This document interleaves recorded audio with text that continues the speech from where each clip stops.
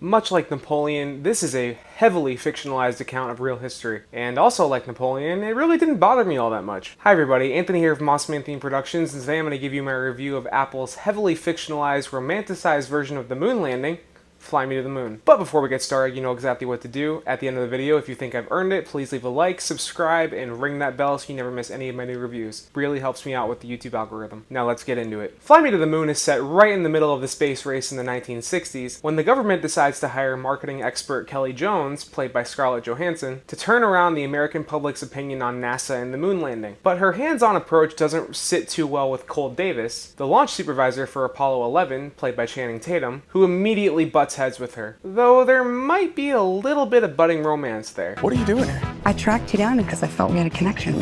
What? I'm joking. I work here now to sell the moon. Things take even more of a turn when the government deems the moon landing too important to fail and sends in Agent Mo Burkus, played by Woody Harrelson, to enforce their backup plan of faking it using a soundstage. What will happen? Right away, I want to praise the cast here because that's easily the best part of this movie. I like these people. Scarlett Johansson's Kelly Jones hits all of those checkboxes that modern Hollywood tries to force in nowadays. She's confident, she's sassy, she's great at her job, and she relishes in making men uncomfortable with her knowledge and marketing prowess. Man. And normally, that kind of stuff would turn me right off. Not because I have any issues with strong female characters, but because Hollywood has been pushing this incessantly and have been giving all of those traits to characters that are toxic and insufferable. Here though, Kelly is holding a fear and vulnerability underneath that confident, get-it-done exterior, and Johansson definitely has the range to pull that off. The way she's written doesn't come off as just cocky or arrogant too, which just goes the extra mile in making her sympathetic and a fun lead to root for. It also helps that Scarlett Johansson is just likable. I mean, it's hard to see her in a movie and not smile during parts of it. She's pretty cool, isn't she? Now, as for Channing Tatum, he did fine, but his range was a little less palpable here, and I don't think that's because of him, I think it was because of the writing. As an amalgamation of all the real, various Apollo launch directors, his role of Cole Davis is one of constant stoicism, determination, and anger, and Tatum pulls that off very well. It just got to a certain point where I was thinking, damn, are they gonna give him anything else to do? For the first half of the movie or so, he's just angry all the time. Why are you so angry? And always meets whatever new marketing endeavor Kelly comes up with either annoyance or rage. Who's he? You're a juicy part. What? Once we get past that halfway mark, it actually allows that character to have fun and really play up some dynamite chemistry with Scarlett Johansson. And I truly mean that. They're electric on screen together, and though I thought Cole was a little too hard-assed for a lot of the movie, there's still a lot of fun and clever back and forth banter between them before they get to that romanticized part. Moving on with the characters, who do we have next?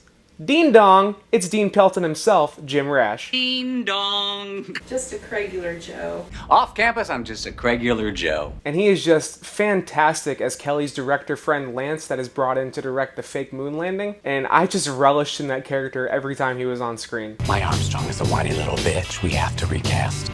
I think we should have gotten Kubrick. He's a total controlling dictator of a director, which sounds like it might be intimidating and like he might have a villainous role, but he plays it so flamboyantly and with so much natural humor and comedic timing that you have to just laugh and go along with the craziness, and I definitely did. And I really couldn't see anybody else having that role. He's like a gay, crazier Stanley Kubrick. I'm not openly anything, and gay doesn't begin to cover it. The last cast member I wanted to talk about is Woody Harrelson. Ray Romano's here, but he doesn't have that much to do. He does have a bit of an emotional core in the story, but his character doesn't really have that much to him. Anyway, Woody Harrelson? he plays a bit of a villainous role as government agent Mo Burkus, always popping into the movie when things are going too well to throw a wrench into everything, and give Kelly vague threats about her mysterious past. He's honestly a pretty one-note character that doesn't get too much to do, besides just giving that sinister toothy grin that he has, and a quick little speech here and there. But Harrelson is so charismatic and plays up that sleaze so naturally, it's really hard not to get into his performance and enjoy it. Now, when we get into the story, that's where things get a little bit iffy for me. As I said before, this is a very fictionalized account of this story. Shit, you could just play a drinking game, take a shot every time that an actual fact is presented in this movie. You won't even get a little tipsy by the end. I can't get drunk.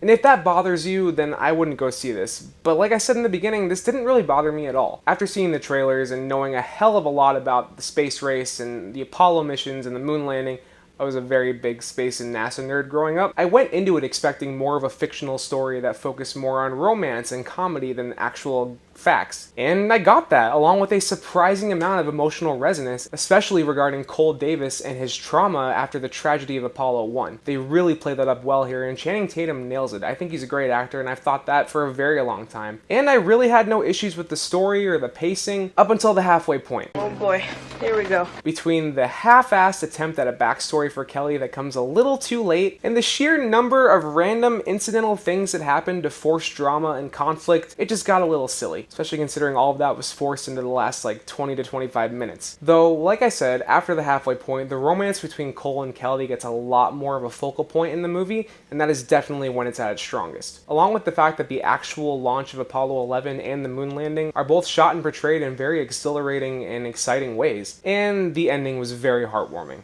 The production values are really great here, using the Apple money to perfectly recreate a 1960s NASA and Kennedy Space Center, with all the little details that help it feel like you stepped back in time. Excluding some horrifically CGI gators that were so awful that I had to look around to see if anybody else was noticing. Overall, though it's not great or groundbreaking, this is still an enjoyable piece of historical fiction that avoids a lot of modern Hollywood tropes that have become just aggravating at this point, and gives us a fun romance with insane chemistry between Channing Tatum and Scarlett Johansson, complemented by a great cast, consistently funny humor, surprising amounts of emotional depth, and a reverence for the space age and the Apollo missions, even if one character is a little too much of a hard ass for a good amount of the runtime, and the story loses its way just a little bit in the second half, along with some characters not getting anywhere near the development or action they deserve. Anyway, this is an Apple original movie. I'm sure it'll be on their streaming service soon, so if it's a rainy day and you want to have an indoor date night with your spouse, or just have a movie night with the family, put it on. I don't think you'll be disappointed. And that's my review of Fly Me to the Moon. Thank you so much for watching. If you like this review, you know exactly what to do. I said it in the beginning. Please leave a like, subscribe, and ring that bell so you never miss any of my new notifications. It really helps with the YouTube algorithm to get me out to a bigger audience. While you're at it, you can scroll down to the description below, find the links to my socials, and if you saw the movie, leave a comment, let me know what you thought.